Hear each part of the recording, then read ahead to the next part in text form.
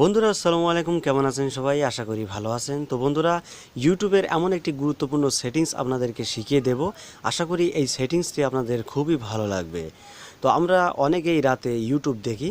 তো ইউটিউবের যে ক্ষতিকর লাইটগুলো আমাদের চোখে পড়ে, তো এর জন্য আমরা প্লে স্টোর থেকে অনেক থার্ড পার্টি অ্যাপ্লিকেশন ব্যবহার করে থাকি ব্রাইটনেস কমানোর জন্য।